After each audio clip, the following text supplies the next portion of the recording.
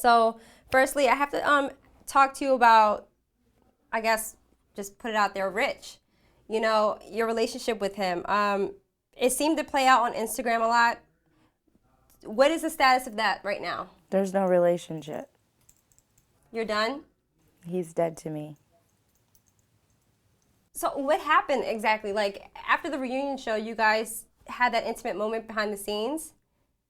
So, like, you know, it seemed like there might have been, I guess, some sort of connection still there. How did you end it officially? Yeah. Yeah. Have you been dating since then? No, kinda. I mean, banging a whole bunch of people, no. But trying to move on, yeah. So like, you know, throughout the holidays, I guess you've been single throughout the like everything. Uh-huh. Yeah. Are you enjoying the single life? Um, I mean, once I get used to the single life, it's kind of scary because I just really have no interest in like learning somebody new. I don't really want to take time to get to know anyone like all over. That process is just so annoying and so like time consuming. So, I don't know. It's weird. You seem beat up about it. And like I was rooting No, for you because I was like really happy that you found happiness. well, I just don't want to say like too much because at the end of the day, like I adore his daughter, I adore his mom, and it puts me in like a really like hard position because the things I really want to say, I'm not gonna say. So all I will say is that I can't trust Rich. I don't know what's real for Rich, but I know that what I think is that initially it was not real to him. And I think he was using me. And I think that somewhere along the lines, his feelings did become real. I think that Rich did love me eventually, but I don't think that Rich is ever going to be able to have a successful relationship unless it's somebody who never questions him, never pushes him to be better, never, challenges him to shift his paradigm. For the idiots in the world, that means his way of thinking. And I think he needs like a spineless, mindless, weak woman. And that's not me. So, good luck. You said that you feel like he's been using you, right? Do you think that proposal that he threw in your face eventually, you know, It wasn't it real. wasn't real? No. That was for me when the relationship like kind of went downhill because to keep it all the way real, he knew about the conversation. You understand what I'm saying? So he knew what the sentiment was. He knew before, and I talked to him immediately after, and then he was here the following week, and then he spent the night with me before that scene. So when he threw the ring at my face, I was like, this has to be some sick twist that I don't know about. At which point, I then began to question the legitimacy of the relationship. Because if everything you do is for TV, see the difference, and I say it like all the time now. Rich lives his life for TV, I live my life on TV, and those are two completely different things. So Rich does everything for a scene, right? I don't. So that's what makes us different. And like even at the reunion, we weren't broken up. So that wasn't real. And then he went back to New York and had this whole life that I had nothing to do with. So I asked him, I'm not even going to get on that subject because I can't stand that slut bucket. But anyway, so he lied to me about his storyline in New York. And I asked in advance what I was going to see. and he completely left out that fucking crackhead and her crackhead mom and like their whole crackhead family, you know? And the fact that he had an affinity for the crackheads, like he omitted that truth. You know, he omitted that he was actively banging a crackhead. You know what I'm saying? So, a crackhead with a big shiny forehead who's like raggedy ass, like ancient geriatric ass mother runs around smoking crack and getting pregnant.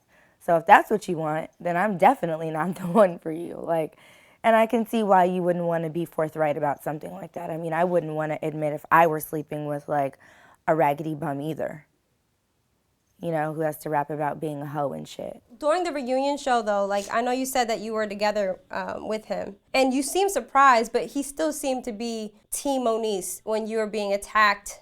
At some point, did anything seem genuine from him? I mean, he was Team Moniece, but then in the same breath, he turned around and was encouraging me to fight the fucking peanut gallery, but he sat in his seat the whole time. So you kind of, again, you don't really know what's real. You can't be like, as long as, you know, I think he said something to the effect of, she has a roof over her head, and as long as she's fucking with me, she'll always have that because I'll provide that because I'm rich. But he never even put a grocery in my house. So that would imply that I have a home because of him. I don't have a home because of him. He's never paid my bills. He's never fed me or my son or clothed us. So, I mean, he would pay, like, before he has a rebuttal for this, he paid for dinner when he and I went out to dinner. But in terms of keeping my home, like, he had nothing to do with that. And then he turns around and says, yo, don't act like a punk on this stage anymore. You're in New York. But when the peanut gallery came for me, he didn't lift a finger. So you then question whether him standing up for me was to make himself look good or was it him really standing up for me? Because if we want to be very clear, I made America love Rich. They liked the creep side of Rich, but everyone was definitely tired of his fuckery. Everyone was definitely tired of the stripper bitches who can't rap, who can't sing, who don't have a shred of talent. And let's not act like social media following doesn't mean anything in this business. It's everything. When Rich and I first started dating, after my first season, I had like something like 300,000 people on Instagram or whatever. And he was, you know, 3 years, 4 years, 5 seasons at the time, 219,000, I'll never forget. And before the show started, Hollywood, he was at 400,000. Now he's at damn near 700,000. And I say that to say that I made America love him. There's no way around that. I brought out a different side of him. Now, I will say that I can only bring out so much in a person. That person also has to be willing or ready to make like a positive change, so I can't fully take credit. But he's not stupid, so he knew what that change was going to mean for him in terms of popularity, in terms of, you know, all of that. And I can't lie, like me dating Rich and bringing him to Hollywood kind of elevated me as a cast member. But the difference, again, was that that was never my intention. And, you know, like I could whip out text messages from the beginning. I didn't want a relationship. I was so settled in being single. And I expressed all my hesitation, all my fears, all my doubts in him, like from the very beginning. So he can never say that, like, he didn't know what I wanted. You know, like, he pushed the relationship. And I gave it a chance. And, you know, Masika had come to me in the beginning, right after the, I want to say, season 1. I was, like, hosting something. She called me while I was in the airport. And she told me that Rich had DM'd her. And she sent me the DMs. And I never saw the DMs. I mean, I never told him that I had the DMs. I just told him that I'd heard about them. He denied it. He said it was his nephew. He, you know, all these things. And Then when she ended up releasing the DMs, shortly after our season 2 started, you know, I questioned him. And then his whole thing is, I'm not here to appease you. I don't have to explain shit to you. That was before you. And I'm like, right, but you still lied about it. So brings me right back to my point that nothing that he does is like real to me. Like, homie, you know, was fucking Johnny and kept lying about it, and then Johnny would put out the texts, and then it was Vella, and then it was, you know, the next bitch, and now allegedly he's gotten some girl pregnant, and, you know, but all the while behind closed doors, he's telling me how in love he is with me, he still wants to marry me, blah, blah, blah, blah, blah. And my whole thing is, don't show back up here in LA without my ring. Other than that, we can't have a conversation. Would you still be open to like marrying him if he shows up with a ring? No, I'm good. I understand that mindset because I like have that, like, because you don't believe in somebody so much, you just joke on them. Like, I'm gonna joke on you. I don't believe you. So I understand it, but you know,